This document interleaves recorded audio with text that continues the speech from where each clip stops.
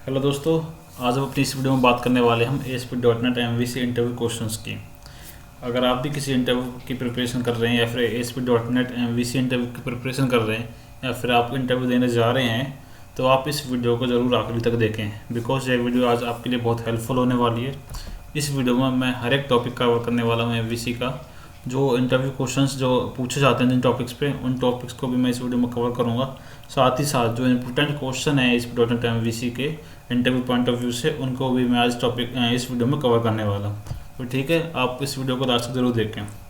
तो स्टार्ट करते हैं। तो जो एजेंडा होगा हमारी आज की वीडियो का वो होगा, सबसे पहले हम कवर करेंगे MVC पैटर्न क्या होता है। उसके बाद मॉडल्स और व्यू क्या होते हैं। देन हमारा जो नेक्स्ट टॉपिक होगा वो होगा कंट्रोलर एंड एक्शन। उसके बाद हम बात करने वाले व्यू इंजन क्या होता है MVC के अंदर, एंड रेजर क्या होता है, राउटिंग्स क्या होती हैं। देन उसके बाद हम टॉपिक पाएंगे HTML हेल्पर्स क्या होते हैं। उसके बाद हम view data, view bag and temp data के बारे में भी बात करेंगे आज। देन सेशन और क्वेरी स्ट्रिंग क्या डिफरेंस होता है और ये कैसे काम करती है, इसके बारे में भी आज बात करेंगे, डिस्कस करेंगे डिटेल में। एंड लास्ट जो हमारा टॉपिक होगा bundling and minification. So bundling और मिनिफिकेशन कैसे काम करती है और क्या होती है, इन सब चीज़ों के बारे में आज हम इस वीडियो में कवर करने वाले हैं। तो आप देख सकते हैं, तो इस वीडियो में जो इन सारे मैंने इंपॉर्टेंट टॉपिक जो है MVC के पॉइंट ऑफ व्यू से उसमें आज रखे हैं, तो आप इस वीडियो को लास्ट तक जरूर देखते रहिए। तो सबसे जो पहला हमारा क्वेश्चन आता है वो होता है व्हाट इज़ MVC। MVC है क्या। MVC होती है मॉडल व्यू कंट्रोलर, ठीक है। सो MVC का मतलब होता है मॉडल व्यू कंट्रोलर। और MVC एक पॉपुलर एक सॉफ्टवेयर डिज़ाइन पैटर्न है जो वेब एप्लीकेशन के लिए डेवलप करने के लिए यूज़ किया जाता है। ये एक MVC ASP.NEट MVC तक ही सीमित नहीं है, ये एक सॉफ्टवेयर डिज़ाइन पैटर्न होता है जिसको हम MVC बोलते हैं, ठीक है। इसके अंदर हम मॉडल व्यू कंट्रोलर का यूज़ करते हैं। ये किसी भी एप्लीकेशन के लिए हो सकता है। आप इसे PHP में भी यूज़ कर सकते हो, आप इसे पाइथन में भी यूज़ कर सकते हो, आप इसे .NET में भी यूज़ कर सकते हो। ये एक सॉफ्टवेयर डिज़ाइन पैटर्न होता है, आप इसे किसी भी लैंग्वेज के अंदर यूज़ कर सकते हो, ठीक है। उसके बाद हमारा अगला क्वेश्चन आता है कि difference between layer and tier architecture. कि लेयर क्या होता है, आपने कई बार सुना होगा कि 3 layer architecture and tier architecture. So इनमें डिफरेंस बिटवीन क्या, मेन डिफरेंस क्या होता है लेयर और टायर आर्किटेक्चर के बीच में। सो लेयर एक लॉजिकल सेपरेशन ऑफ कोड होती है, आप देख सकते हैं यहाँ पे। सो लेयर वहाँ पर प्रेजेंटेशन लेयर होगी, एप्लीकेशन लेयर होगी, बिजनेस लेयर होगी और परसिस्टेंस लेयर होगी, डेटाबेस लेयर होगी। तो लेयर एक आपकी लॉजिकल सेपरेशन ऑफ कोड होती है, एंड टीयर एक आपकी फिजिकल सेपरेशन ऑफ कोड होती है। ये ऑफ है यहाँ पे, थोड़ा टाइप ऑफ मिस्टेक हो गया, ठीक है। In fact tier is a machine where the code run और प्रोसेस रन, ठीक है। टीयर एक तरीके की मशीन होती है जहाँ पे, और मैं फिजिकल सेपरेशन की बात करूँ तो इसमें क्या होता है कि आपका डेटाबेस किसी और मशीन पे होता है या फिर आप किसी और सर्वर पे होता है, आपका बिजनेस लॉजिक किसी और मशीन पे होता है। मीन्स सारे जो आपके डेटाबेस होते हैं वो डिफरेंट पोजीशंस पे होते हैं टीयर आर्किटेक्चर के अंदर। लेयर के अंदर क्या होता है, आपका ऐसे कोड की सेपरेशन बन जाती है कि आपका बिजनेस लॉजिक ये है, आपकी प्रेजेंटेशन लेयर ये है, एंड टीयर में आपका जो भी आपका कोड है, डेटाबेस है एंड सर्विस है, वो सब सारी अलग अलग मशीन्स पे होती हैं। तो बेसिक डिफरेंस यही होता है इसके बीच में, टीयर और लेयर आर्किटेक्चर के बीच में। उसके बाद हमारा अगला जो क्वेश्चन हुआ है कि what is difference between MVC and 3-tier architecture. MVC और 3-tier आर्किटेक्चर के बीच में डिफरेंस क्या है। So 3-tier architecture is nothing but presentation layer होती है which is present UI related things, a business logic layer that contain all the calculation and a logic related path, and last data access layer, ठीक है। तो आपको जो 3-tier architecture होता है वो भी एक तरीके से प्रेजेंटेशन होती है आपके कोड की, लॉजिकल प्रेजेंटेशन होती है कोड की, जहाँ पे हम अपने अपने सेपरेट पोर्शन बनाते हैं, ठीक है। ये कोई एक सॉफ्टवेयर पैटर्न नहीं होता। इस एक नॉर्मली एक यूजर्स जो डेवलपर है वो अपने बेनिफिट के लिए एक अलग अलग प्रेजेंटेशन अलग अलग लेयर बना देते हैं, जहाँ पे UI के लिए प्रेजेंटेशन नाम देते हैं उसे, लॉजिक के लिए आपको उसको फिर कोड यहाँ पर आप बिजनेस लॉजिक लिखोगे अपना, उसको एक आपको बिजनेस लॉजिक नाम दे दिया, ठीक है। जहाँ पे आपको डेटा की क्वेरी आपको लिखनी है, जहाँ पे डेटा को एक्सेस करने का जो कोड लिखना है उसको आपने डेटा एक्सेस लेयर नाम दे दिया। उसके बाद MVC आर्किटेक्चर क्या होता है। MVC आर्किटेक्चर एक ट्रायंगुलर होता है, the view send update to the controller, जहाँ पे व्यू जो होता है वो अपनी अपडेट कंट्रोलर के पास भेजता है। The controller update the model, ठीक है। उसके बाद जो कंट्रोलर होता है, व्यू से पहले कंट्रोलर के पास रिक्वेस्ट आई, कंट्रोलर उसे मॉडल को अपडेट करेगा, उसके बाद जो है then view directly get update from the model. उसके बाद जो व्यू होगा वो मॉडल से डायरेक्टली अपडेट लेगा, वो कंट्रोलर से ना लेके डायरेक्टली मॉडल से लेगा। ठीक है, तो ये किस तरीके से काम करता है, ट्रायंगल शेप में होता है जहाँ पे व्यू रिक्वेस्ट भेजेगा कंट्रोलर को, कंट्रोल उसको आगे फॉरवर्ड कर देगा मॉडल को, और मॉडल जो भी रिस्पॉन्स होगा उसे डायरेक्ट सेंड कर देगा व्यू पे। तो इस तरीके से हमारा MVC जो आर्किटेक्चर है वो काम करता है। फोर्थ आ गया व्हाट इज़ ASP.NET MVC। अब ASP.NET MVC क्या होता है?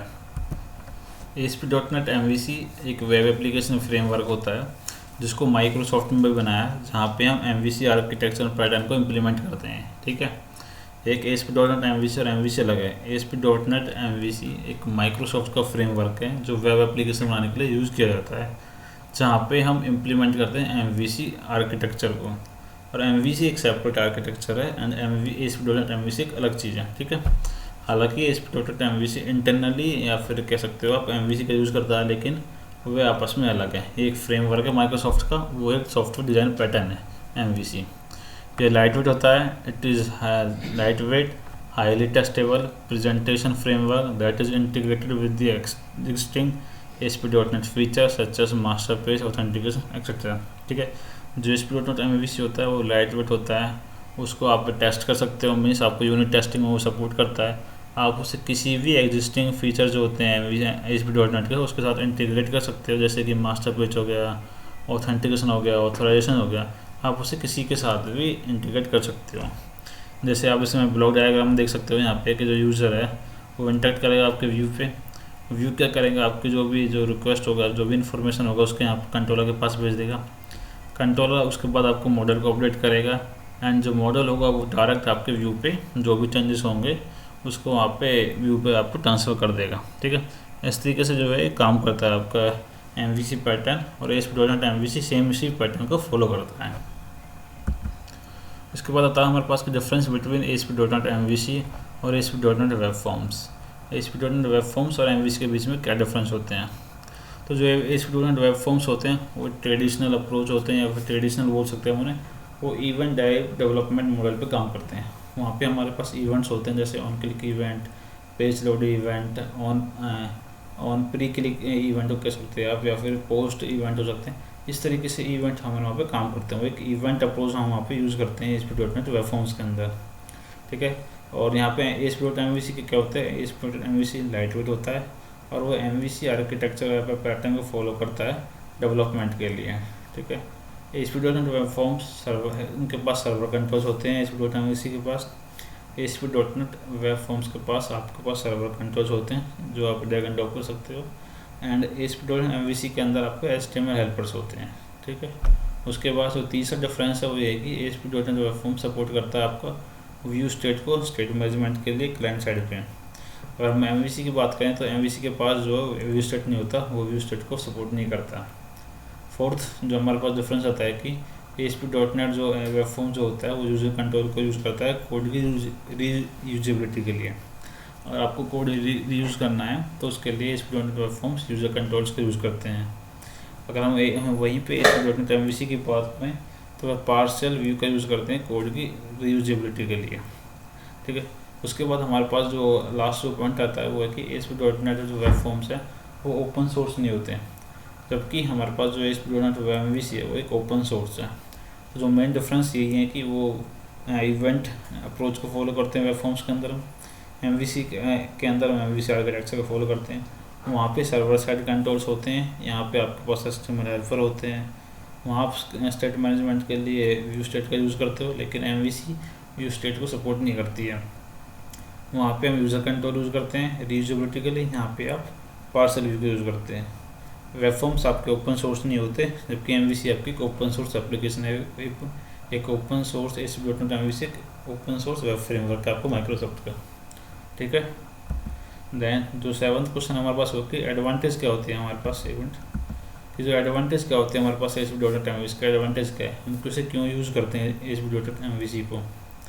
पहला जो हमारे पास एडवांटेज है वो है सेपरेशन ऑफ कंसर्न। ठीक है, हमें यहाँ पे हम जो अपने कोड को सेपरेट रखते हैं, व्यू के कोड को अलग रखते हैं, मीन्स UI को अलग रखते हैं, वहाँ पे मॉडल्स को अलग रखते हैं, एंड बिजनेस लॉजिक को हम यहाँ पे अलग रखते हैं। ठीक है, ये लाइट वेट होता है, आपकी ASP.NET लाइट वेट होती है as compare to ASP.NET web forms के। तीसरा जो हमारे पास यहाँ पर डिफरेंस वो है कि ये आप TDD को सपोर्ट करते हैं, मतलब टेस्ट ड्राइवन डेवलपमेंट को ये सपोर्ट करती है। मीन्स यहाँ पे यूनिट टेस्टिंग करना इजीली होता है हमारे ASP.MVC के अंदर।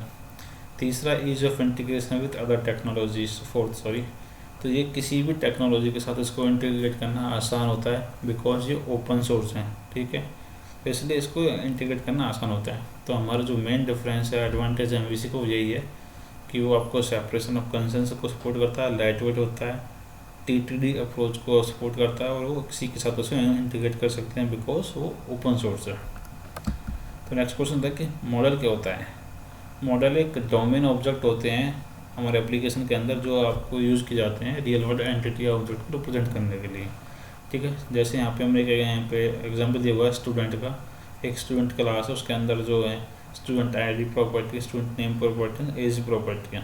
इस पूरे जो कोड है हम उसको एक मॉडल बोलते हैं, स्टूडेंट मॉडल के नाम से आप इसे बोल सकते हो, या फिर एक मॉडल है जिसके अंदर एक स्टूडेंट नाम की एंटिटी है, ठीक है। एंटिटी जैसे हमने बताया कि अभी कोई भी रियल वर्ल्ड एंटिटी हो सकती है, ठीक है। इस टाइप से हम वहाँ पे ASP.NET के अंदर मॉडल्स क्रिएट करते हैं। दैन उसके बाद हमारे पास है व्यू क्या होते हैं। जो व्यू होते हैं वो व्यू यूज़ किए जाते हैं डेटा को डिस्प्ले करने के लिए with the help of model class object, ठीक है। तो व्यू आपके क्लास मॉडल की हेल्प से डेटा को डिस्प्ले करने के लिए यूज़ किए जाते हैं UI पे। जो व्यूज़ होते हैं वो एक व्यू नाम के फोल्डर के अंदर होते हैं जहाँ पे आपकी एप्लीकेशन के सारे व्यूज़ होते हैं। आप जैसे कि यहाँ पे ब्लॉक डायग्राम में देख सकते हो, यहाँ पे जो आप स्क्रीन शॉट है यहाँ पे देख सकते हो आप, यहाँ पे हमारे पास कंट्रोलर नाम का, यहाँ होम नाम का कंट्रोलर है। कंट्रोलर के अंदर दो आपके कंट्रोलर हैं, कंट्रोलर फोल्डर के अंदर आपके दो कंट्रोलर हैं होम और स्टूडेंट नाम के, ठीक है। जिस नाम का आपका कंट्रोल होता है उसी नाम का आपका यहाँ पे एक फोल्डर बन जाता है व्यूज़ के अंदर। जैसे हमारे पास यहाँ पे होम नाम का कंट्रोलर है तो यहाँ पे होम नाम का एक और फोल्डर बन गया व्यूज़ के अंदर। तो उस होम नाम के कंट्रोलर के अंदर आपके पास जितने एक्शन मेथड होंगे उसी टाइप से यहाँ पे हमारे पास व्यू बन जाते हैं। वो जैसे अबाउट नाम से आपके पास एक एक्शन मेथड होगा होम कंट्रोलर पे, तो अबाउट के नाम से व्यू बन गया, कॉन्टैक्ट के नाम से, इंडेक्स के नाम से।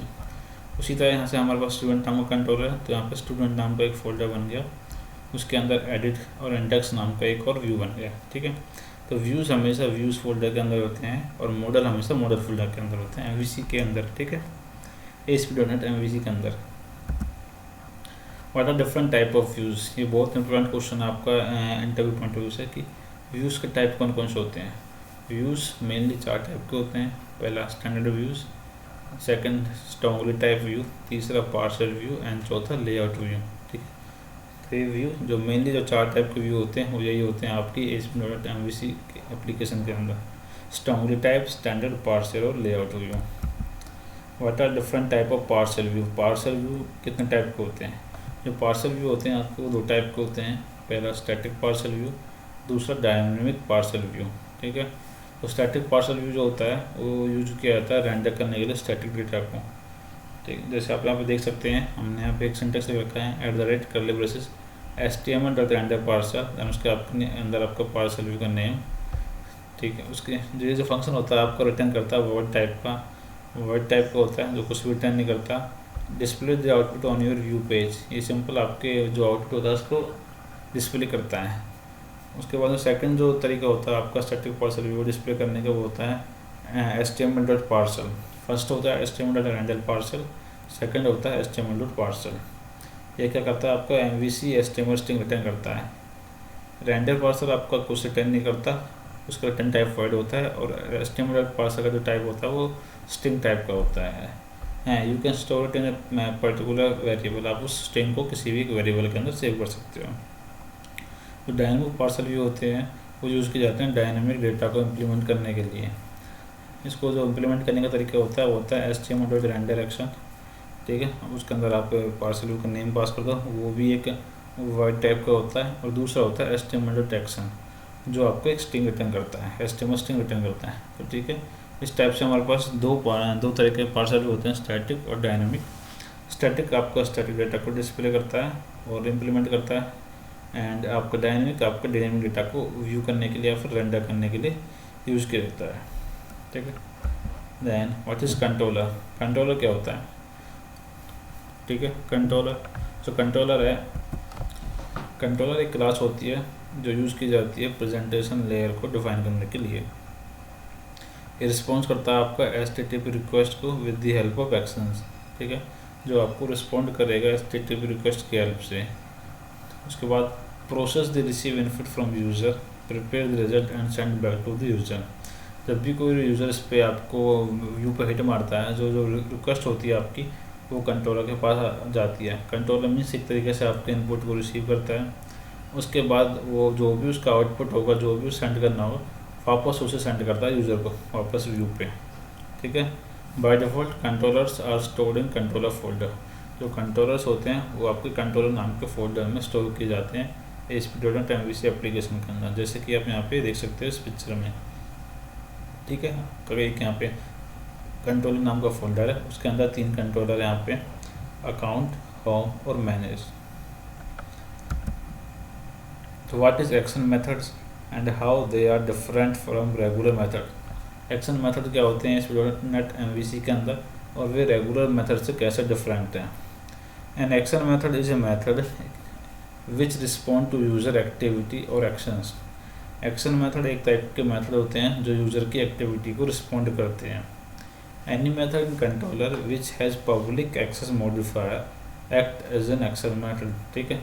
कोई भी मेथड आपके कंट्रोलर क्लास के अंदर जिसके का पब्लिक एक्सेस स्पेसिफायर पब्लिक हो, उसे हम एक्शन मेथड की तरह वो काम करता है या फिर एक्ट करता है बोल सकते हैं, ठीक है।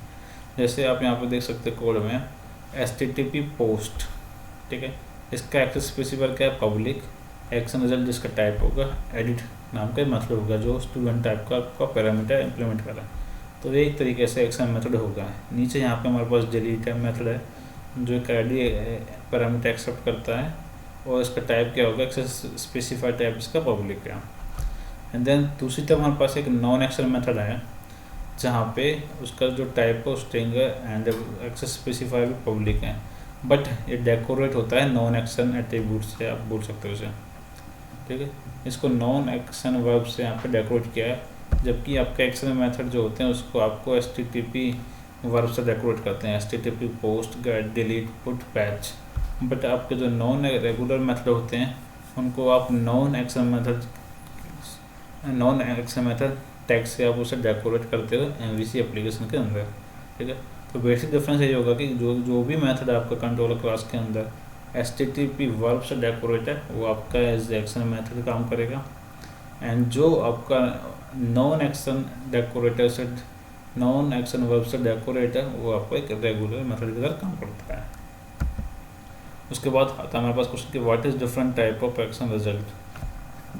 कितने टाइप के एक्शन रिजल्ट होते हैं MVC के एप्लीकेशन के अंदर, जो भी, ठीक है। हाँ, यहाँ पे जो हमने एक डायग्राम दिया हुआ है, यहाँ पे जो भी जितने भी टाइप के आपके एक्शन मेथड होते हैं MVC के अंदर एक्शन रिजल्ट होते हैं, सॉरी, वो यहाँ पे दिखाए गए हैं। जो पहला एक्शन रिजल्ट होता है, एक्शन मेथड होता है, वो होता है वर्चुअल रिजल्ट बेस्ड टाइप का, ठीक है। उसके भी 2 चाइल्ड होते हैं, पहला व्यू रिजल्ट एंड दूसरा पार्सल व्यू रिजल्ट, ठीक है। और दूसरा जो हमारा एक्शन रिजल्ट का जो टाइप है वो होता है फाइल रिजल्ट, ठीक है। उसके भी 3 टाइप होता है, वो भी फर्दर 3 पार्ट्स में डिवाइड है। पहले पार्ट्स में आता है फाइल स्ट्रीम रिजल्ट, दूसरा आता है फाइल पाथ रिजल्ट एंड तीसरा आता है फाइल कंटेंट रिजल्ट, ठीक है। उसके बाद जो हमारा जो अगला एक्शन रिजल्ट आता है वो होता है रिडायरेक्ट रिजल्ट, ठीक है। देन एक आता है कंटेंट रिजल्ट, उसके बाद आता है जेसन रिजल्ट एंड उसके बाद जावास्क्रिप्ट रिजल्ट, देन हमारे पास redirect to router result and HTTP unauthorised result and last आता है हमारे पास एम्प्टी रिजल्ट।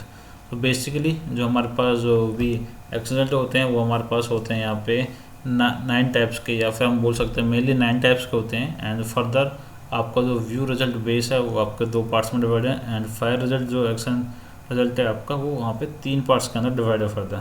तो इस तरीके से हमारे पास यहाँ पे आप गिन सकते हो ओवरऑल जो ASP.NET MVC एप्लीकेशन के अंदर जो आपके एक्शन रिजल्ट होते हैं वो यहाँ पे आपको यही होते हैं, इससे अलग आपका कोई एक्शन रिजल्ट यहाँ पे MVC एप्लीकेशन के अंदर नहीं होता है। देन अगले पास हमारे पास क्वेश्चन आता है अगला कि what is view engine. View engine क्या होता है। इन MVC view engine is the one that works between your view and browser to provide valid HTML output to your browser by compiling the code inside your view. Means जो आपका view engine होता है वो browser और आपके जो view होता है यूआई होता है उसके बीच में काम करता है, जिससे कि आपने जो भी अपना कोड लिखा व्यू पे उसको एक वैलिड HTML में कन्वर्ट कर सके और आपको एक व्यू दिखा सके, प्रॉपर व्यू जिसको आपका ब्राउज़र सपोर्ट करता है.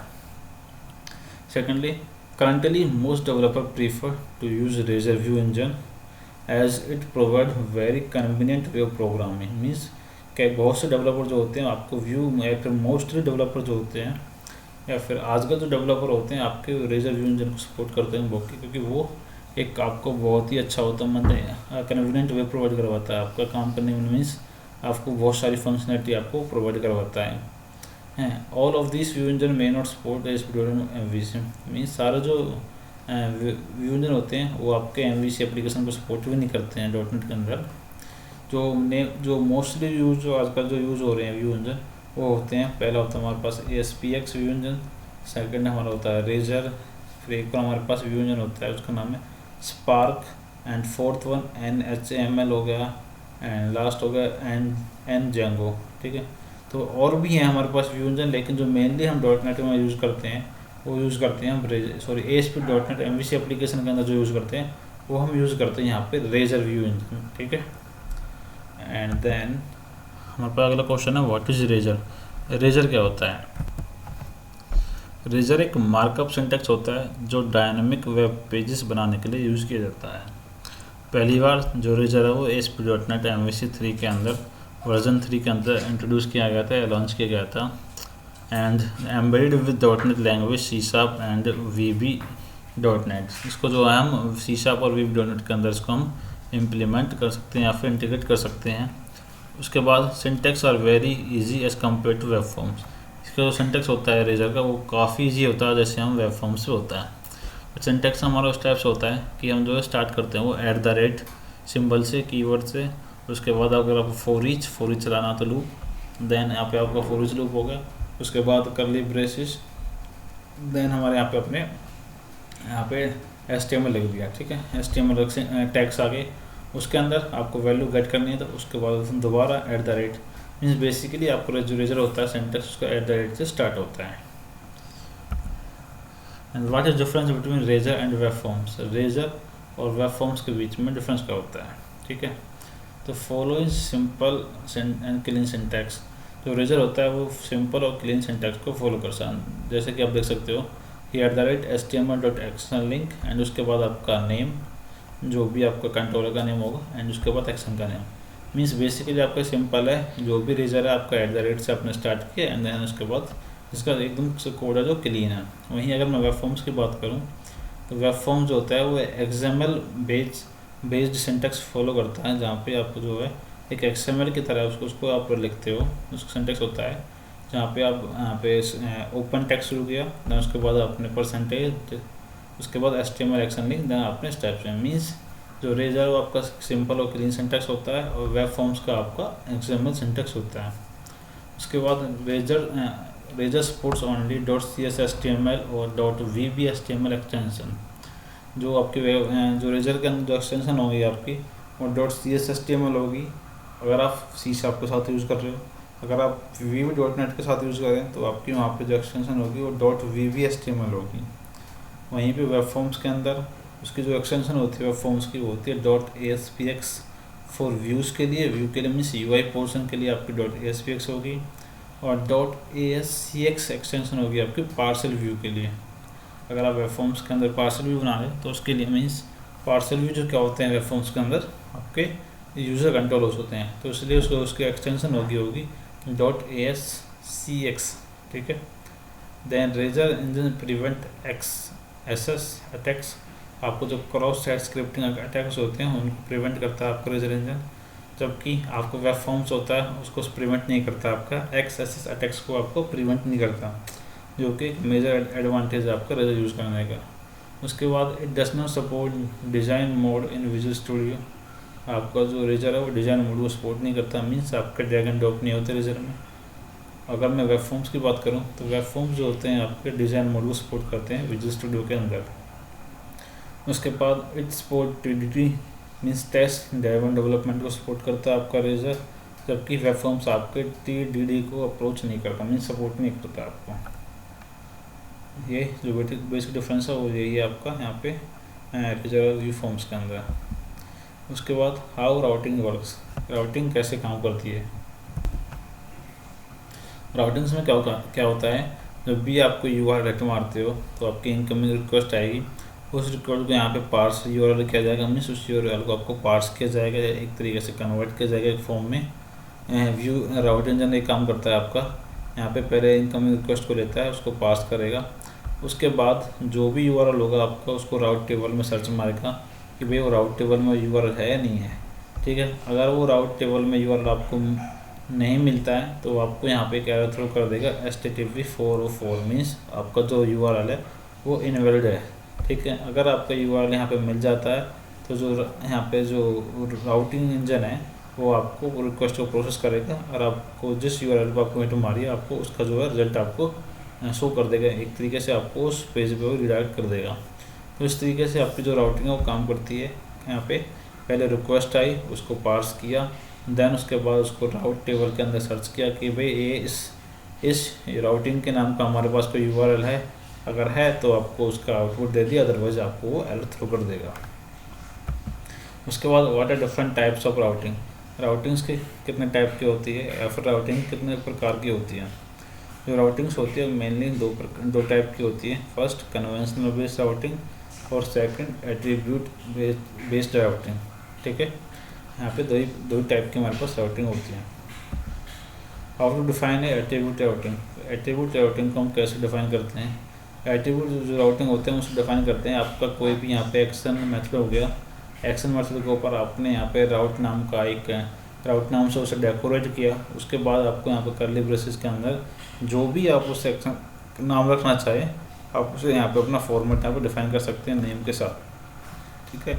और आपको उससे ये करने से पहले आपको क्या करना पड़ता है कि आपको राउट कॉन्फ़िग फाइल के अंदर जाके, ठीक है, यहाँ पे आपको रजिस्टर राउट मेथड के अंदर आपको route.ignore राउट नाम का ये जो फंक्शन है आपको यहाँ पे कॉल करना पड़ता है, ठीक है। सबसे पहले आपको यहाँ पे रिक्वेस्ट जो राउट फंक्शन है उसके अंदर जाके आपको इसी मेथड को यहाँ पे कॉल करना पड़ता है। तो इस मेथड को आपको रजिस्टर राउट फंक्शन के अंदर आपको डिफाइन करना पड़ता है, अदरवाइज आपको जो एट्रीब्यूट राउटिंग है वो प्रॉपर तरीके से काम नहीं करेगी और आपको एरर थ्रो कर देगी। उसके बाद ये करने के बाद आपको अपने एक्शन रिजल्ट को या फिर एक्शन मेथड को आपको इस तरीके से आपको डेकोरेट करना पड़ता है विद राउट कीवर्ड्स के साथ, ठीक है। जो भी आप यहाँ पे नाम रखना चाहो आप उसे नाम दे सकते हो, जैसे कि यहाँ पे जो एक्शन मेथड का नाम है हमारा डिटेल है, लेकिन आप जब भी URL हिट करोगे वहाँ आपको आपका प्रोजेक्ट जो आप URL में डालोगे तब आपको इस मेथड पे यहाँ पे आपको रिडायरेक्ट कराएगा, अदरवाइज वो आपको यहाँ पे इस मेथड को ओपन करना नहीं देगा एंड देन आपको वहाँ पे थ्रो कर देगा आपके एरर्स, ठीक है। तो इस तरीके से जो हमारा जो एट्रीब्यूट जो राउटिंग हम इस तरीके से इम्प्लीमेंट करते हैं अपने MVC एप्लीकेशन के अंदर। उसके बाद हमारे पास आते हैं कि राउट कंस्टेंट क्या होते हैं, what are route constant. Route constants are used to put some validation around the defined route parameters, ठीक है। जो राउट कंस्टेंट्स जो होते हैं हमारे पास वो एक तरीके से कंस्टेंट्स का मतलब होता है कि वैलिडेशन कि रोक कंस्टेंट जहाँ पे भी आप यूज़ किया या पे SQL के अंदर यूज करो कंस्टेंट, तो एक तरीके से आपको एक वैलिडेशन प्रोवाइड करवाते हैं। मींस राउट कंस्टेंट आपका एक तरीके से वैलिडेशन होता है जो आपके पैरामीटर के ऊपर आपका लगा जाता है, जैसे कि restrict to numeric ID only, means जब भी आप ID के अंदर वैल्यू पास करो तो जो वैल्यू है वो केवल न्यूमेरिक टाइप की होनी चाहिए, आप उसके अंदर स्ट्रिंग वैल्यू पास नहीं कर सकते ID के अंदर। तो इस तरीके से हम जो है अपने राउटिंग के अंदर कंस्टेंट लगा सकते हैं। कंस्टेंट लगाने के अंदर क्या होता है आपको यहाँ पे राउट कॉन्फ़िग फाइल के अंदर जाना पड़ता है और एक route.map राउट फंक्शन के अंदर आपको यहाँ पे डिफ़ॉल्ट प्रॉपर्टी के अंदर यहाँ पे आपको लिखना पड़ता है, या फिर आप डिफ़ॉल्ट प्रॉपर्टी के बाद आपको एक कांस्टेंट नाम की एक प्रॉपर्टी डिफाइन करनी पड़ती है। उस प्रॉपर्टी के अंदर आपको यहाँ पे डिफाइन करना पड़ता है कि जो ID है वो आपकी केवल इंट टाइप की ही आएगी, ठीक है। Restriction for ID means ID के लिए हमने यहाँ पे रिस्ट्रिक्शन लगा दिया। तो डिफ़ॉल्ट जो राउट कंस्टेंट है आपको इस तरीके से काम करते हैं। आपको इसके अंदर इस राउट कंस्टेंट नाम के प्रॉपर्टी को यहाँ पे डिफाइन करना पड़ता है राउट कॉन्फ़िग फाइल के अंदर जाके। How conventional based routing work, कि आपकी कन्वेंशनल बेस्ड राउटिंग कैसे काम करती है। जो कन्वेंशनल बेस्ड राउटिंग होती है वो आपकी बाय डिफ़ॉल्ट ASP.MVC के अंदर जो राउटिंग होती है उसी को हम कन्वेंशनल बेस्ड राउटिंग कहते हैं। वहाँ पे क्या होता है कि आपने यहाँ पे होम नाम का कंट्रोलर डिफाइन कर लिया, उसके अंदर आपने इंडेक्स नाम का जो है एक्सटेंडेड बना दिया। जब भी आप अपने होम नाम के कंट्रोलर पे एंटर मारोगे यूआरएल को, वो आपको बाय डिफ़ॉल्ट इंडेक्स के ऊपर रिडायरेक्ट करा देगा। मीन्स आपने जो टाइप से यहाँ पर डिफ़ॉल्ट राउटिंग जो डिफाइन कर रखी है MVC ने अपनी राउट कन्फिग फाइल के अंदर, उसी को हम यहाँ पे कन्वेंशनल बेस्ड राउटिंग बोलते हैं। ये आप देख सकते हो यहाँ पे हम मैप डॉट राउट फंक्शन के अंदर अपने यहाँ पर डिफ़ॉल्ट राउट्स यहाँ पर डिफाइन कर रखे हैं। मीन्स डिफ़ॉल्ट में हमारे पास यहाँ पे कंट्रोल का नाम होगा होम एंड यहाँ पे एक्शन का नाम होगा इंडेक्स। ठीक है, मीन्स जब भी आपकी ASP.MVC एप्लीकेशन रन करोगे आप, वो बाय डिफ़ॉल्ट आपके होम के इंडेक्स पेज को ओपन करेगी। इस तरीके से जो यहाँ पे कन्वेंशनल बेस्ड राउटिंग जो आपकी वर्क करती है यहाँ पे ASP.MVC एप्लीकेशन के अंदर। उसके बाद जो अपना नेक्स्ट क्वेश्चन आता है कि when to use attribute routing, कि हमें एट्रीब्यूट राउटिंग कब यूज़ करनी चाहिए।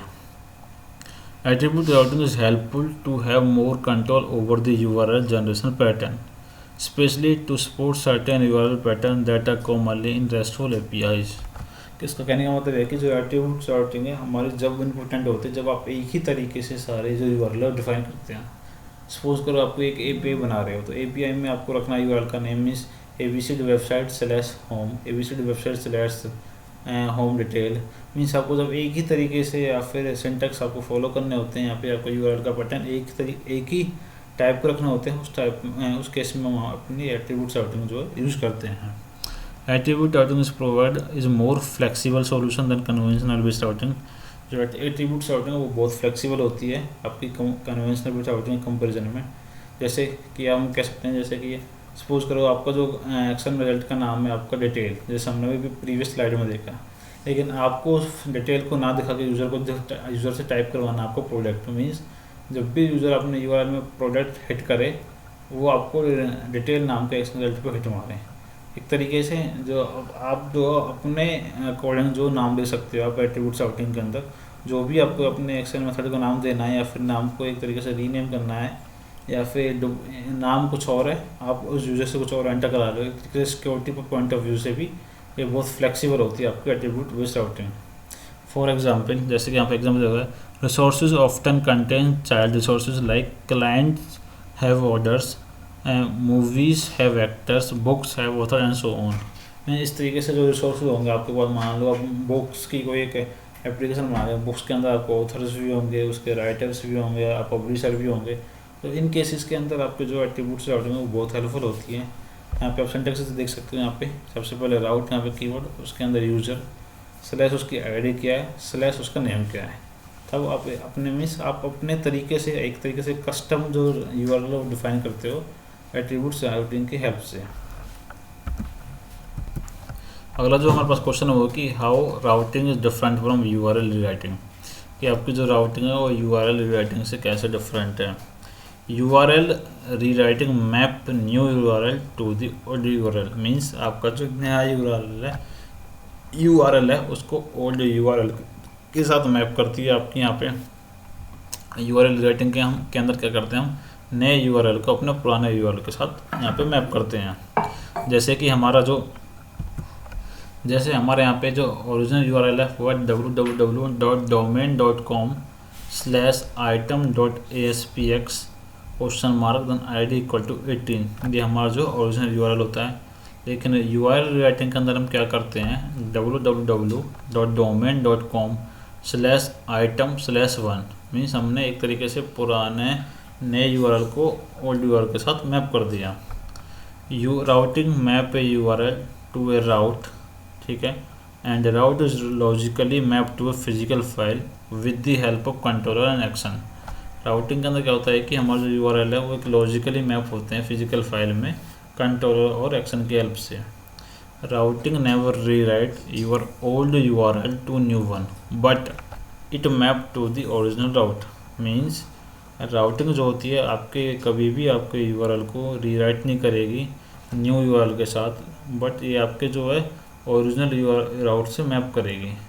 जबकि URL रीराइटिंग के अंदर क्या होता है, URL रीराइटिंग के अंदर हम नए URL को पुराने के साथ मैप करते हैं, लेकिन राउटिंग के अंदर ऐसा नहीं करते हम। वहाँ पे हम मैप करते हैं ओरिजिनल राउट को ले, बस, ना कि हम पुराने राउट को नए राउट के साथ। वहाँ पे हम ओरिजिनल राउट को मैप करते हैं, वो भी लॉजिकली मैपिंग के बेस पे, ठीक है। उसके बाद जो हमारा जो अगला क्वेश्चन है वो है कि what are HTML helpers. HTML helpers क्या होते हैं? HTML helpers are just like ASP.NET server controls.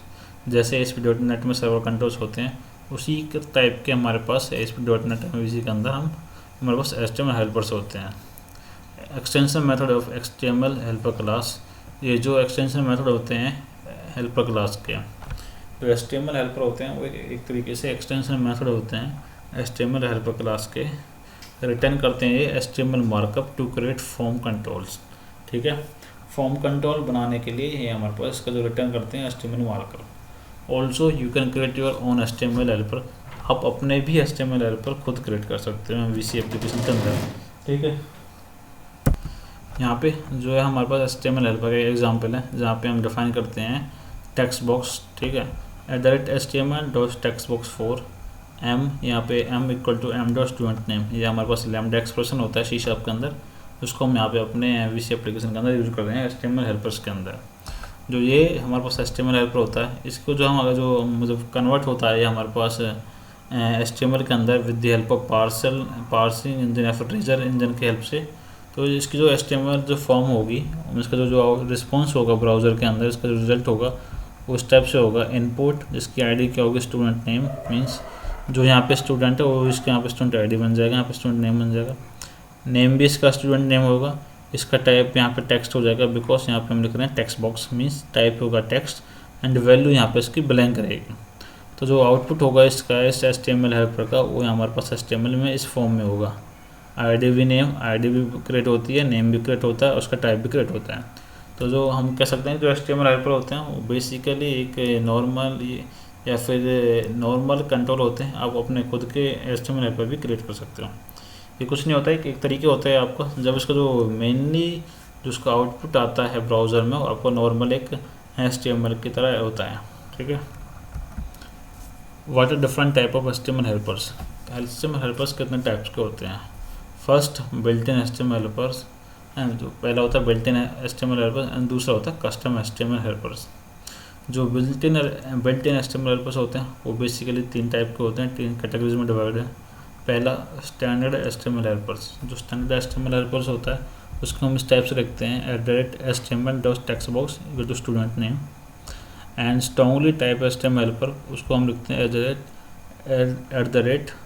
@HTML.textbox4।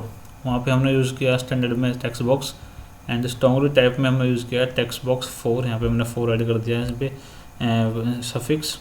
उसके बाद बाकी सिंटेक्स हमारा सेम होता है। वहाँ पे हम नॉर्मली एज स्ट्रिंग पास करते हैं, आपका जो भी नेम रखना है आपको अपने टेक्स्ट बॉक्स का, यहाँ पे हम उससे with the help of extension method यहाँ पे पास करते हैं। तीसरा होता है टेम्पलेट HTML हेल्पर्स। जो टेम्पलेट HTML हेल्पर होते हैं उसमें हम यूज़ करते हैं editor.editor4। यहाँ पे स्टूडेंट नेम, यहाँ पे सेम हम यहाँ पे अपना एक्सटेंशन मेथड यूज़ कर रहे हैं, लैम्डा एक्सप्रेशन यूज़ कर रहे हैं यहाँ पे। ये लैम्डा एक्सप्रेशन होता है, ना कि एक्सटेंशन मेथड। तो हमारे जो इस तरीके से हमारे 3 built in type HTML helpers होते हैं। पहला होगा स्टैंडर्ड, जहाँ पे हम जो इनपुट का जो नेम है वो एज स्ट्रिंग पास करते हैं। दूसरा स्ट्रांगली टाइप, जहाँ पे हम 4 यूज़ करते हैं एज ए प्रीफिक्स, एंड यहाँ पे लैम्डा एक्सप्रेशन यूज़ करते हैं। एंड लास्ट हो गया हमारा टेम्पलेट, जहाँ पे हम एडिटर यूज़ करते हैं। एंड दूसरा जो हमारा होगा कस्टम HTML हेल्पर, जिसको हम अपने अकॉर्डिंग, अपने रिक्वायरमेंट के अकॉर्डिंग कैसे भी क्रिएट कर सकते हैं MVC एप्लीकेशन के अंदर। अगला जो हमारे पास क्वेश्चन है वो आता है कि how to create a custom HTML helper, कि हम कस्टम HTML हेल्पर कैसे बना सकते हैं। कस्टम HTML हेल्पर बनाने के लिए आपको सबसे पहले एक कस्टम हेल्प नाम से क्लास क्रिएट करनी पड़ती है। उस क्लास के अंदर आपको अपने कोई फंक्शन बनाने पड़ते हैं। जो भी फंक्शन होता है आपका, किसी भी नाम का फंक्शन आप यूज़ कर सकते हैं। उस फंक्शन में आपका MVC HTML स्ट्रिंग टाइप का जो रिटर्न टाइप जो होता है फंक्शन का वो होगा MVC HTML स्ट्रिंग। बेसिकली ये जो फंक्शन है, बेसिकली हम कस्टम HTML हेल्पर में करते क्या हैं, हम डायनेमिकली अपने जो हेल्पर्स या फिर जो कंट्रोल्स हैं वो जनरेट करते हैं, ठीक है। जो यहाँ पे हमने क्या कर रखा है, हमें सबमिट बटन नाम का एक फंक्शन बना रखा है, जिसका return type MVC HTML string हो गया। इसके अंदर हम पास कर रहे हैं HTML हेल्पर ऑब्जेक्ट, उसके बाद नेम क्या होगा, हमारे इसे जो हम कंट्रोल बनाने जा रहे हैं उसका नेम क्या होगा, एंड ऑब्जेक्ट मीन्स वैल्यू, जो वैल्यू होगी ऑब्जेक्ट की फॉर्म में होगी, उसकी वैल्यू क्या होगी। तो यहाँ पे हमने एक वेरिएबल बना लिया स्ट्रिंग टाइप का str, उसके अंदर हमने जो है यहाँ पे एक बटन पास कर रहे हैं, यहाँ पे जो HTML का जो कोड है हम वहाँ पे पास कर रहे हैं। एंड इस कोड के अंदर यहाँ पे इस कंट्रोल के अंदर हम डायनामिकली इसकी वैल्यू असाइन कर रहे हैं, जो भी उस बटन की वैल्यू होगी और जो भी उसके बटन का नाम होगा। मीन्स टाइप सबमिट मीन्स एक बटन होता है, यहाँ पे हम बटन क्रिएट कर रहे हैं। उसके बाद हमने इस str को यहाँ पे MVC स्ट्रिंग की फॉर्म में इसको रिटर्न करवा दिया। मीन्स एज इसका जो रिटर्न टाइप है MVC HTML स्ट्रिंग है, तो यहाँ पे हमने MVC HTML स्ट्रिंग को यहाँ पर रिटर्न करवा दिया। जो इसका जो आउटपुट होगा इस फंक्शन का वो इस टाइप से आएगा हमारा @HTML.submit button command and create. ठीक है, मीन्स जो उसका जो कमांड नाम का आपका जो भी कंट्रोलर हो गया, एंड क्रिएट आपका उस कमांड नाम के कंट्रोलर पे एक फंक्शन हो गया। तो बेसिकली हमने जो है इस टाइप से हम जो अपने HTML हेल्पर क्रिएट कर सकते हैं, ठीक है, डायनेमिकली, जिसको हम कस्टम HTML हेल्पर बोलते हैं। अगला जो हमारे पास क्वेश्चन है वो है कि what are inline helpers. Inline helpers क्या होते हैं? Inline helpers just like C# method with HTML markup के साथ, एक तरीके से C# मेथड होते हैं जिसके साथ में हम HTML मार्कअप यूज़ करते हैं। Allow you to reuse HTML marker on the same page, आपको ये सेम पेज के ऊपर HTML मार्कअप यूज़ करने के लिए अलाउ करते हैं। तीसरा, created on the same view by using razor HTML razor helper tag, ये हम सेम व्यू पर बनाते हैं रेजर टैग की हेल्प से। ठीक है, जैसे कि आप इसमें देख सकते हो इस यहाँ पे एक पिक्चर में कि जो हेल्पर इनलाइन हेल्पर मेथड होता है उसको हम @ से स्टार्ट करते हैं, @हेल्पर। उसके बाद हमारे यहाँ पे हमने एक C# का फंक्शन लिख दिया यहाँ पे। उस फंक्शन के अंदर हमने बेसिकली अपना कोड लिखे यहाँ पे HTML का, यहाँ पे HTML की एक लिस्ट बना रहे हैं हम, अनऑर्डर लिस्ट। दैन उसके अंदर वापस से हम अपने C# का हमने एक और लूप चलाया, फॉर ईच लूप। इस टाइप से जो हमारा जो है इनलाइन HTML हेल्पर होते हैं, जहाँ पे हम C# प्लस में HTML दोनों एक साथ यूज़ करते हैं। इनलाइन HTML हेल्पर के अंदर हम C# का लॉजिक, इमेज C# का सिंटैक्स और HTML का सिंटैक्स एक साथ जो है यूज़ करते हैं। What are URL helpers? URL helpers क्या होते हैं? URL helpers are render HTML link and raw URLs, जो आपके HTML लिंक्स और URLs को रेंडर करने के लिए यूज़ होते हैं आपके URL helpers. Generate link based on routing configuration, आपके वो लिंक्स को जनरेट करते हैं आपकी राउटिंग कॉन्फ़िगरेशन के बेस पे। And helps to avoid hard coded URLs, वो आपको हार्ड कोडेड URLs को लिखने के लिए अवॉइड करते हैं। मीन्स आप जो उनके अगर आप हेल्प करते हैं आपकी अवॉइड करने के लिए कि आप हार्ड कोड URL डिफाइन ना करें, आप हार्ड कोड URLs डिफाइन ना करें, उसमें आपके जो URLs हेल्पर्स होते हैं काफ़ी हेल्प करते हैं। जो सिंटेक्स होता है URL हेल्पर्स का वो होता है यहाँ पे नॉर्मली सिंपल आपका एंकर टैग होगा HTML का, देन उसके बाद href, देन उसके बाद @url.action, देन उसके बाद आपको लिखना पड़ता है कंट्रोल का नेम एंड साथ में उसका एक्शन का नेम। तो इस तरीके से आप जो है URL हेल्पर्स का यहाँ पे यूज़ कर सकते हो। अगला हमारे पास क्वेश्चन होता है कि व्हाट आर एजेक्स हेल्पर्स, की एजेक्स हेल्पर क्या होते हैं। जो एजेक्स हेल्पर्स होते हैं वो आपको हेल्प करते हैं एजेक्स इनेबल एलिमेंट क्रिएट करने के लिए, जैसे कि एजेक्स इनेबल फॉर्म हो गया और लिंक हो गया, और यूज़ किए जाते हैं एजेक्स हेल्पर। आपको परफॉर्म करते हैं रिक्वेस्ट एसिंक्रोनसली, आपकी रिक्वेस्ट को एसिंक्रोनसली परफॉर्म करते हैं। And extension method of Ajax helper class, वो आपके एक्सटेंशन मेथड होते हैं एजेक्स हेल्पर क्लास के। एजेक्स हेल्पर एक्सटेंशन मेथड होते हैं आपके एजेक्स हेल्पर क्लास के। जो तरीका होता है एजेक्स हेल्पर को डिफाइन करने का वो होता है @ with ajax keyword dot begin form and dot action links. Means आपको @ajax डिफाइन करना पड़ता है, आपको एजेक्स कीवर्ड यूज़ करना पड़ता है एजेक्स हेल्पर्स में। अगर आप HTML हेल्पर यूज़ कर रहे हैं तो आपको यहाँ पे एजेक्स की जगह पे HTML यहाँ पे डिफाइन करना पड़ता है। उसके बाद हमारे पास नेक्स्ट क्वेश्चन आता है कि what are various data passing techniques. Data passing techniques कौन कौन से होते हैं हमारे पास ASP.NET एप्लीकेशन के अंदर, कि हम किन किन तरीक़ों से डेटा पास कर सकते हैं ASP.NET MVC एप्लीकेशन के अंदर। बेसिकली जो हमारे पास डेटा पासिंग टेक्निक्स होते हैं MVC एप्लीकेशन में वो होती हैं, पहली आती है हमारे पास व्यू डेटा आता है पहले, सबसे पहले। उसके बाद सेकंड टेक्निक आती है व्यू बैग, ठीक है। तीसरी जो टेक्निक्स आती है हमारे पास वो आती है टेम्प डेटा, एंड चौथी हमारे पास आती है सेशन क्या होता है, एंड सेशन चौथी जो सेशन होती है। एंड फिफ्थ हमारे पास आती है कुकीज़ टेक्निक, एंड लास्ट जो होती है हमारे पास क्वेरी स्ट्रिंग। ठीक है, तो ये हमारे पास 6 टेक्निक, मेनली 6 टेक्निक्स होते हैं जिसके हेल्प से हम डेटा पास करते हैं अपनी ASP.NET एप्लीकेशन के अंदर। And what is view data? तो जो सबसे पहले जो टेक्निक होती है वो होती है व्यू डेटा, जैसे कि मैंने यहाँ पर डिफाइन किया कि व्यू डेटा। और सो व्यू डेटा होता क्या है? व्यू डेटा एक डिक्शनरी ऑब्जेक्ट होता है दैट स्टोर वैल्यू इन की वैल्यू पेयर, जो आपकी वैल्यू को स्टोर करता है एज ए की वैल्यू पेयर में। ठीक है, view data use to pass data from controller to view, ये आपका कंट्रोलर से व्यू पे डेटा पास करने के लिए यूज होता है। Need type casting for getting data in C#। जब आप व्यू डेटा यूज़ करते हो, तो जब आप वैल्यू गेट करते हो व्यू डेटा में से, तो उस केस में आपको यहाँ पे टाइप कास्टिंग करनी पड़ती है। And fourth, value becomes null if redirection occurs. View data के अंदर अगर आपने रिडायरेक्शन हुआ, मीन्स अगर आप एक कंट्रोलर से दूसरे कंट्रोलर पे वैल्यू पास कर रहे हो, तो उस केस में आपकी व्यू डेटा की वैल्यू जो होती है आपकी नल हो जाती है। तो सिंटेक्स होता है जैसे ये कि सपोज करो हमारे पास यहाँ पे एक लिस्ट है C# के अंदर, स्टूडेंट नाम की लिस्ट है, यहाँ पे स्टूडेंट नाम की लिस्ट है। तो इस लिस्ट को जो हमें यहाँ पे व्यू डेटा में पास कर दिया स्टूडेंट नाम के व्यू डेटा में, मीन्स एक की वैल्यू पास वेयर में काम करता है। की जो होगी वो होगी स्टूडेंट्स की होगी, एंड वैल्यू होगी स्टूडेंट लिस्ट। तो हमने इसको इस तरीके से, इसका जो सिंटेक्स है वो इस तरीके से काम करता है। आपको व्यू डेटा, देन आपका स्क्वायर ब्रैकेट स्टार्ट, उसके अंदर आपको इसका कुछ नेम देना पड़ता है, मीन्स आपको उसको कोई की डिफाइन करनी पड़ती है। उस की के अंदर आप उसकी वैल्यू को यहाँ पे असाइन कर देते हो। उसके बाद यहाँ पे हमने इसके अंदर जो है व्यू डेटा के अंदर वैल्यू को सेट कर दिया, और उसके अंदर से वैल्यू को गेट करने के लिए हमें सबसे पहले यहाँ पर, जैसे यहाँ पे व्यू जो है हमारा व्यू है, यहाँ पे हमने व्यू का यहाँ पे एक स्क्रीनशॉट लिया हुआ है। तो आपको यहाँ से व्यू स्टूडेंट नाम के व्यू डेटा में से वैल्यू निकालने के लिए सबसे पहले इसको हमने टाइप कास्ट कर दिया, मीन्स किस टाइप का ये हमारे पास इसके अंदर वैल्यू है। तो हमारा जो वैल्यू उसके अंदर है वो लिस्ट ऑफ स्टूडेंट, सॉरी आप देख सकते हो यहाँ पे जो स्टूडेंट लिस्ट है ये ऑब्जेक्ट है लिस्ट ऑफ स्टूडेंट टाइप की लिस्ट का। तो हमने यहाँ से इसको टाइप कास्ट कर दिया लिस्ट ऑफ स्टूडेंट नाम की जो टाइप जो है इसका, उसमें इसे कन्वर्ट कर दिया। देन उसके बाद हम यहाँ से इसके अंदर से वैल्यू गेट कर रहे हैं। तो इस तरीके से जो आप व्यू डेटा को यहाँ के अंदर वैल्यू सेट कर सकते हो, और व्यू डेटा को अंदर वैल्यू गेट उसके अंदर से वैल्यू को गेट कर सकते हो। जो अगली हमारे पास टेक्निक है वो होती है व्यू बैग। व्यू बैग क्या होता है? व्यू बैग एक डायनेमिक प्रॉपर्टी होती है विच रैप व्यू डेटा, जो इसके हैं इसको जो व्यू डेटा को, या फिर आप बोल सकते हो व्यू डेटा को अंदर के ऊपर एक रैपर की तरह काम करती है।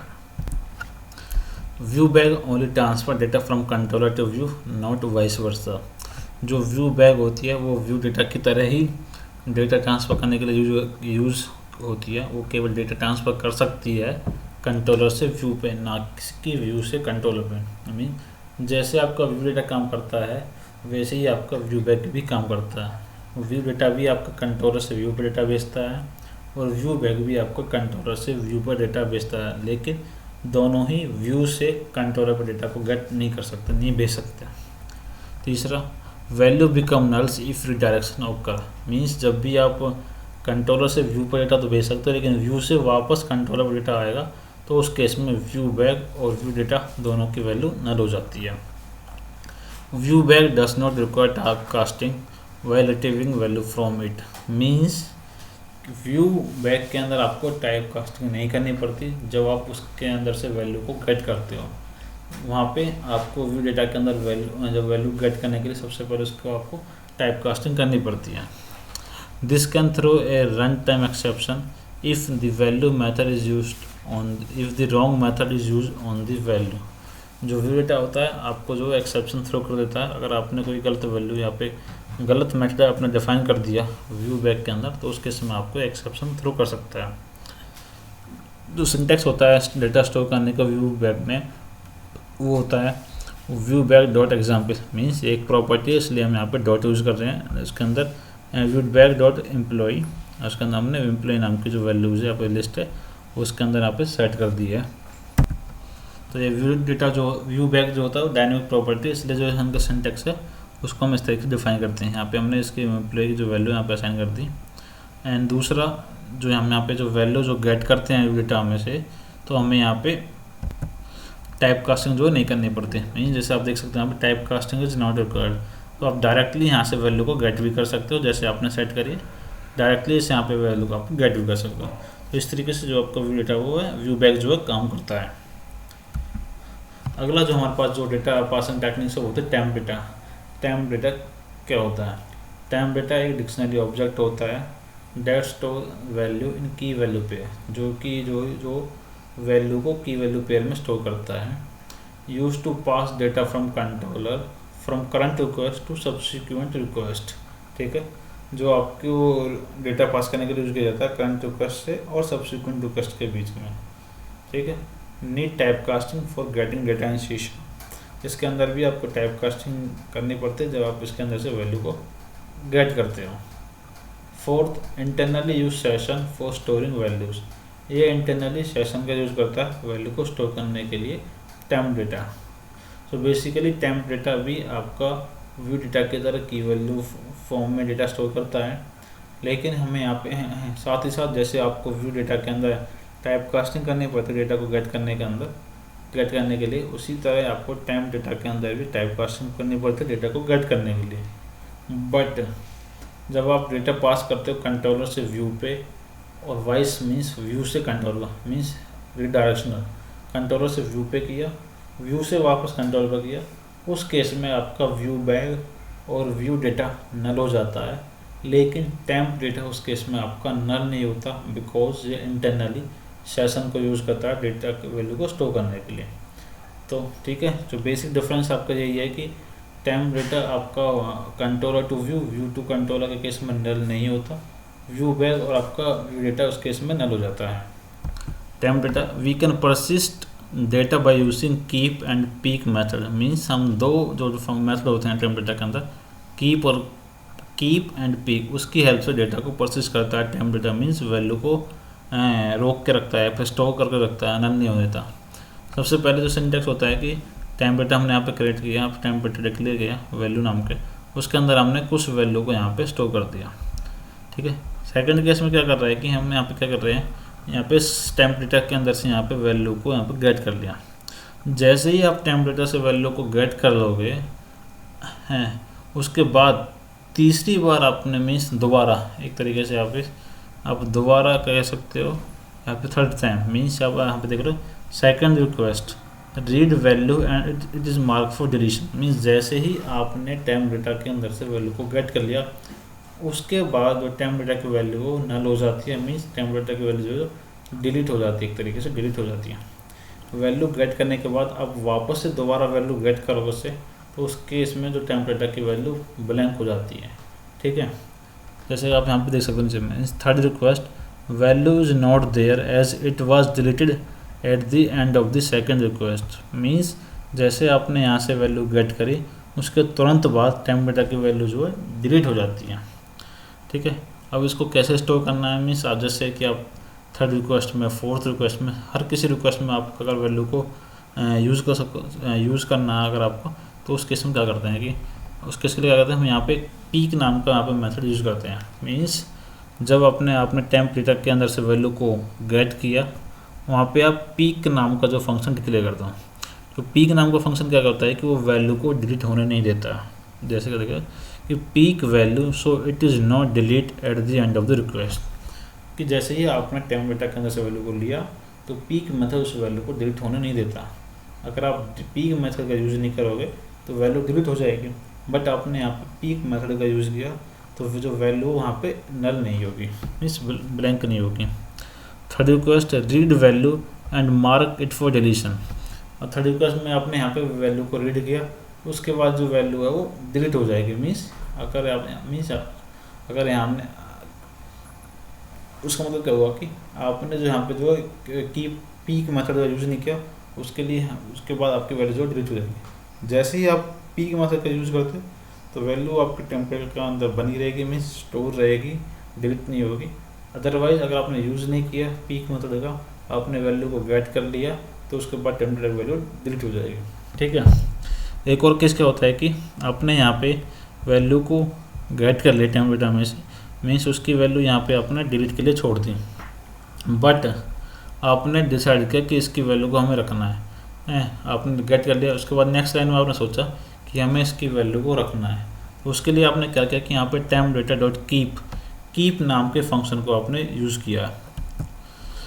कीप मेथड क्या करता है कि यहाँ पे कीप मेथड क्या करता है कि आपकी वैल्यू को यहाँ पे स्टोर करता है। कीप और पीक में मेन डिफरेंस ये है कि पीक आपको जब डिफाइन करना पड़ता है जब आप वैल्यू को गेट कर रहे हो टाइम बीटा में से, और उसके बाद आप चाहते हो कि वैल्यू को डिलीट ना हो, तो उसी टाइम पे गेट करते टाइम पे आपको वहाँ पे पीक मतलब डिफाइन करना पड़ता है। अगर आपने गेट कर रहे हो वैल्यू को और उसके बाद सोचा कि यार आपने वैल्यू को जो है स्टोर करनी चाहिए, तो उसके बाद आप नेक्स्ट लाइन में आपको लिखना पड़ता है टाइम बीटा डॉट कीप। उस केस में आपको कीप का यूज़ करना पड़ता है। मीन्स वैल्यू गेट करते टाइम पे अगर आपको वैल्यू को सेव में स्टोर नहीं करना है, तो उस केस में आप वैल्यू को स्टोर करना है, मीन्स वैल्यू को स्टोर कर रहना है, वैल्यू को अंदर नहीं होने देना है, तो उस केस में आप पीक का यूज़ करते हैं। अगर आपने वैल्यू को गेट कर लिया उसके बाद आपने सोचा कि वैल्यू को स्टोर करना है, तो उस केस में आपने कीप को यूज़ कर लिया। तो इस तरीके से जो है पीक और कीप जो मेथड है वो काम करता है टाइम बीटा के अंदर। अगला जो हमारे पास जो क्वेश्चन है वो what is difference between keep and peek. Keep और पीक में डिफरेंस क्या है? Temperature read operation mark that delete data to be available for deletion. Means temperature के रीड ऑपरेशन में जो डेटा है वो अवेलेबल हो जाता है डिलीट के लिए। मीन्स आपने डेटा को गेट कर लिया टेम्परेचर में से, उसके बाद जो डेटा है वो डिलीट होने के लिए अवेलेबल रहता है। Keep is use to persist data that has been mark for deletion. Means keep जो होता है वो डेटा को परसिस्ट करता है जो डेटा डिलीट के लिए मार्क हो गया। मीन्स आपने वैल्यू उसमें से गेट कर ली, अब वो वैल्यू आपकी डिलीट होने के लिए रेडी है टाइम डेटा की। तो कीप मेथड क्या करता है कि जो वैल्यू डिलीट होने के लिए रेडी है उसको स्टोर कर लेता है, उसको डिलीट नहीं होने देता है। Peek is use to read data without making it for deletion. Means peek क्या करता है कि आपने वैल्यू को रीड कर लिया तो वो वैल्यू उसके बाद मीन्स उसके बाद जो है डिलीट के लिए अवेलेबल नहीं है, उसके बाद वो एक बार और यूज हो जाएगी। ठीक है, तो ये जो बेसिक डिफरेंस है वो ये है कि कीप जो यूज़ होता है डेटा को परसिस्ट करने के लिए जो डेटा डिलीट के लिए अवेलेबल है। ठीक है, मीन्स आपने वैल्यू गेट करी उसके बाद जो वैल्यू डिलीट के लिए अवेलेबल है मीन्स डिलीट होने वाली है, तो उस वैल्यू को कीप परसिस्ट करता है। और पीक यूज होता है डेटा को रीड करने के लिए, डेटा को रीड कर without making it for deletion. Means उसको डिलीशन के लिए वो रेडी नहीं करता, एक तरीके से उसे डिलीट के लिए वो रेडी नहीं करता। ठीक है, ये जो बेसिक डिफरेंस है आपका पीक और कीप में। अगला हमारे पास क्वेश्चन आता है व्हाट इज सेशन। सेशन क्या होता है? Session use to pass data with an MVC application. आपकी एमवीसी एप्लीकेशन के अंदर कहीं भी वैल्यू पास करने के लिए आप सेशन का यूज़ कर सकते हो। A property of controller class type is HTTP session state base. एक कंट्रोलर क्लास की प्रॉपर्टी होती है जिसका टाइप होता है HTTP सेशन स्टेट क्लास। ठीक है, persist data for user session. ये आपके डेटा को परसिस्ट करती है जब तक कि यूज़र आपका लॉगिन है एप्लीकेशन के अंदर। बाय डिफ़ॉल्ट जो सेशन का जो टाइम होता है वो 20 मिनट होता है, आप इसे इंक्रीज भी कर सकते हो। Need type casting for getting data in शीशा। सेशन में से अगर आपको वैल्यू गेट करनी है उसके लिए आपको टाइप कास्टिंग करनी पड़ती है, मीन्स आपको फॉर्म चेंज करना पड़ता है। ठीक है, जो सिंटेक्स होता है बेसिक सिंटेक्स होता ये है कि यहाँ पे जो टेक्स्ट बॉक्स है उसकी वैल्यू कॉम्बिनेशन में फर्स्ट नेम के सेशन फर्स्ट नेम जो सेशन है उसकी जो की है उसके अंदर सेव करते हैं, यहाँ से उसको वैल्यू को गेट कर लिया। ठीक है, इस टाइप से आप जो सेशन जो डिक्लेयर करते हो के अंदर वैल्यू सेट करते हो और गेट करते हो। अगला जो क्वेश्चन हमारे पास होगा कि what is difference between temp data and session. Temp data और सेशन में क्या डिफरेंस है? Temp data allow us to persist data for the duration of single subsequent request, कि आप एक सब्सिक्वेंट रिक्वेस्ट तक की डेटा को परसिस्ट कर सकते हो। मीन्स एक रिक्वेस्ट हो उसके बाद सेकंड रिक्वेस्ट है ताकि ही आप डेटा को परसिस्ट कर सकते हो, रोक के रख सकते हो। मीन्स तीसरे रिक्वेस्ट के लिए आप डेटा को परसिस्ट नहीं कर सकते। आपने एक कंट्रोलर एक एक्शन से दूसरे एक्शन मेथड में वैल्यू पास कर दी, दूसरे से आप तीसरे में वैल्यू पास नहीं कर सकते, कर तो सकते हो लेकिन आपकी वैल्यू जो है ब्लैंक हो जाएगी। लेकिन आपको सेशन हो आप कहीं भी कितनी बार यूज़ कर लो एप्लीकेशन के अंदर, उस केस में आपकी जो वैल्यू नल नहीं होगी। It is valid for only current and subsequent request only. जो टेम्प डेटा है जो सेशन होता है वो अवेलेबल होता है करंट और सब्सिक्वेंट रिक्वेस्ट। मीन्स आपका जो टेम्प डेटा होता है वो वैलिड होता है करंट और सब्सिक्वेंट रिक्वेस्ट के लिए। Session is able to store data much more long time, आपके लंबे समय तक डेटा को स्टोर करता है। Until user session is not expire, जब तक आपका यूजर लॉग इन नहीं करेगा, आप यूज़र का सेशन जो लॉग एक्सपायर नहीं होगा तब तक सेशन के अंदर आपकी वैल्यू बनी रहेगी।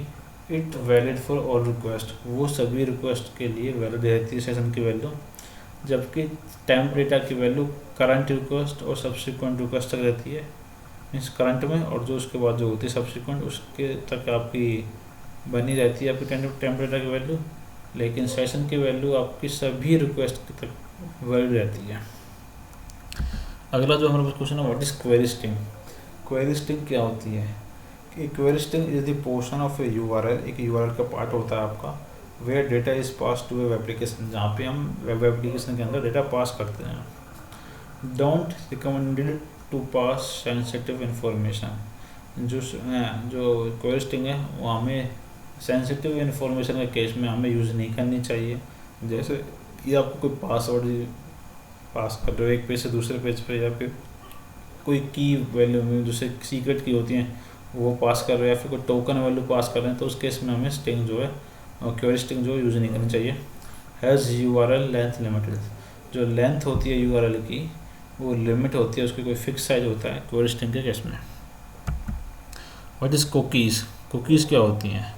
कुकीज़ जो होती हैं use to save data at client side, cookies client side पर डेटा को सेव करने के लिए यूज़ की जाती हैं। तो कुकीज़ होती हैं वो दो टाइप की होती हैं, persistent cookie and non persistent cookie, ठीक है। What is difference between persistent and non persistent cookie. Persistent और नॉन परसिस्टेंट कुकीज़ का डिफरेंस के बीच में डिफरेंस क्या है। Persistent cookies are stored as a text file on client computer, जो भी क्लाइंट होगा उसके कंप्यूटर पे या फिर उसके सिस्टम पे एज ए टेक्स्ट फाइल जो सेव होती हैं persistent cookie. Non persistent cookies are stored in browser memory, जो ब्राउज़र होगा उसकी मेमोरी में स्टोर होती है नॉन परसिस्टेंट कुकी, ठीक है। जो कुकी का जो सिंटैक्स होता है जो होता है एचटीटीपी कुकी, आपको एक क्लास डिफाइन करनी पड़ती है, उसका एक ऑब्जेक्ट बना लिया एंड न्यू एचटीटीपी कुकीज़, ठीक है।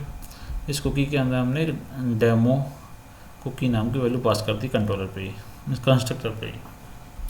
उसके बाद रिस्पॉन्स डॉट कुकी, उसका नेम होगा यूज़र इन्फो यूज़र नेम, उसके अंदर में TBL user dot text means इस यूज़र की जो टेक्स्ट बॉक्स जो वैल्यू है वो सेव कर दी यूज़र नेम में, एंड पासवर्ड की वैल्यू जो है वहाँ पे सेव कर दी हमने पासवर्ड नाम की कुकी में, ठीक है। And response dot cookie dot add, यहाँ पे हमने ऐड कर दिया इस कुकीज़ के अंदर कुकी नाम के इस ऑब्जेक्ट को, HTTP कुकी नाम का जो ऑब्जेक्ट है कुकी, उसको रिस्पॉन्स कुकी के अंदर हम यहाँ पे ऐड करते हैं। मीन्स एक तरीके से आपने इस यूज़र नेम पासवर्ड को यहाँ पे ऐड कर दिया, ठीक है। ये जो हमारी होगी ये होगी हमारी परसिस्टेंट कुकी, ठीक है। Cookie dot expire date time dot now dot at date 30, ठीक है। जब आप कुकीज़ के अंदर टाइम सेट कर देते हो एक्सपायर टाइम, वो जो कुकी है वो आपकी नॉन परसिस्टेंट कुकी कहलाती है। अगर आपने कुकी क्रिएट करते टाइम पे कोई डेट या कोई टाइम या फिर उसका कोई टाइम पीरियड या फिर एक्सपायर टाइम डिक्लेयर नहीं किया तो आपकी as a persistent cookie treat होती है, एक्ट करती है। अगर आपने किसी कुकी को क्रिएट करते टाइम पे उसका expire time expire that means आपका ड्यूरेशन आपने उसकी डिफाइन कर दी तो आपकी वो नॉन परसिस्टेंट कुकी कहलाती है। अगला जो हमारा क्वेश्चन है कि how to decide data passing techniques, कि हम एप्लीकेशन के अंदर डेटा पासिंग टेक्निक्स को कैसे डिसाइड करेंगे, कौन सी टेक्निक हमें यूज़ करनी है, किस केस में कौन सी टेक्निक यूज़ करनी है, ठीक है। तो सबसे पहले हम डायग्राम की हेल्प से जो समझते हैं कि कंट्रोलर टू कंट्रोलर, अगर हमें एक कंट्रोलर से दूसरे कंट्रोलर में अगर हमें डेटा पास करना है तो उस केस में हमारे लिए टाइम डेटा बेनिफिशियल होता है, हमें टाइम डेटा यूज़ करना चाहिए, ठीक है। अगर हमें कंट्रोलर से व्यू के अंदर डेटा पास करना है तो उस केस में हमें व्यू डेटा व्यू बैग हमारे लिए बहुत हमें पास करना चाहिए या फिर हमें यूज़ करना चाहिए व्यू बैग और व्यू डेटा। और साथ ही साथ हमें क्वेरी स्ट्रिंग या फिर हिडन फील्ड का भी आप यहाँ पे यूज़ कर सकते हो एक कंट्रोलर से व्यू के अंदर डेटा पास करने के लिए, ठीक है। अगर आपको व्यू से पार्शियल व्यू के अंदर डेटा पास करना है या फिर व्यू से लेआउट व्यू के अंदर आपको डेटा पास करना है तो आप उस केस में आप यहाँ पे व्यू डेटा और व्यू बैग का यूज़ कर सकते हो, ठीक है, या फिर करना चाहिए आपको। मीन्स आपको जब सिंगल रिक्वेस्ट के लिए मीन्स आपने कंट्रोलर से व्यू में या फिर एक व्यू से दूसरे व्यू में, तो इस केस के लिए आपको व्यू बैग और व्यू डेटा यूज़ करना चाहिए। एक कंट्रोलर से दूसरे कंट्रोलर के केस में आपको टेम्प डेटा का यूज़ करना चाहिए। ठीक है, कंट्रोलर से व्यू के अंदर के व्यू में डेटा पास करने के लिए आप जो है क्वेरी स्ट्रिंग का भी यूज़ कर सकते हो, लेकिन आप सेंसिटिव इन्फॉर्मेशन आपको उसमें पास नहीं करनी चाहिए। अगर आपको एप्लीकेशन के अंदर कहीं पे भी डेटा पास करना मीन्स एक कंट्रोलर से दूसरे कंट्रोलर में तीसरे कंट्रोलर में मीन्स कि एक आपको जो डेटा है वो आपको एप्लीकेशन के किसी भी पेज पे आपको चाहिए। जैसे आप देख सकते हो कि यूज़र नेम जो होता है, जो यूज़र आपका एप्लीकेशन के अंदर लॉगिन करते हैं, उसका जो नेम हो थ्रू आउट द एप्लीकेशन जो वहाँ पे आपको दिखाता है। तो इस टाइप की जो एप्लीकेशन आपको जो थ्रू आउट दी या फिर जो भी आपको जो वैल्यू है वो थ्रू आउट दी प्रोजेक्ट या through out this web application के अंदर या फिर प्रोजेक्ट के अंदर चाहिए आपको डेटा, तो उसके लिए आप कुकी और सेशन का यूज़ आपको करना चाहिए। अगर आपको कोई भी वैल्यू पूरी एप्लीकेशन के अंदर कहीं पे भी चाहिए तो उसके अंदर केस के लिए आप सेशन और कुकी का आपको यहाँ पे यूज़ करना चाहिए। तो अगर जो क्वेश्चन आता है हमारे पास वो कि व्हाट आर फिल्टर्स, फिल्टर्स क्या होते हैं।